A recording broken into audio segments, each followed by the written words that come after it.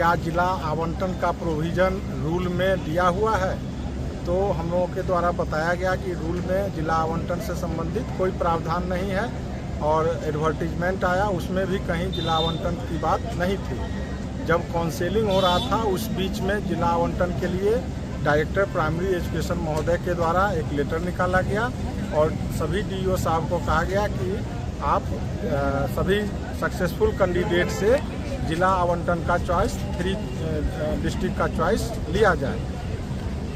और इसी को ध्यान में रखते हुए कि चूँकि जिला आवंटन से संबंधित रूल में कहीं कोई प्रावधान नहीं है और जो जिला आवंटन का प्रक्रिया अपनाई गई है उसमें इलीगलिटी है, इसलिए इस पूरे प्रक्रिया पर रोक लगाने की माननीय न्यायालय ने बहुत बड़ी कृपा की है। जो एमआरसी कैंडिडेट को लेकर आप लोगों के द्वारा high court Rajasthan, Allahabad high court और सुप्रीम कोर्ट का जजमेंट सबमिट किया गया, उस पर कोर्ट का क्या कहना था? चूँकि रूल से ही ये कवर्ड था हमारा मैटर, तो हमको सब्सिडरी जो जजमेंट की ज़रूरत थी वो उसकी बहुत ज़रूरत नहीं पड़ी।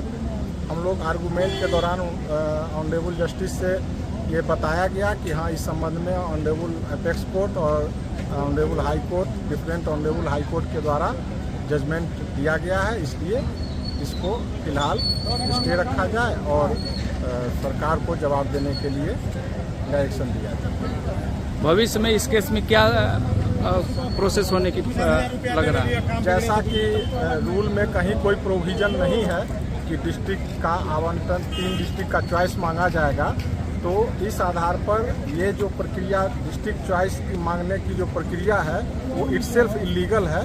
इसलिए मुझे नहीं लगता कि जो सरकार ने ये प्रोविज़न अपनाया है कि 3 जिला का चॉइस मांग के और उसके अनुसार मेरिट कम चॉइस के आधार पर जिला आवंटित किया जाएगा, वो कहीं से भी सस्टेनेबल है।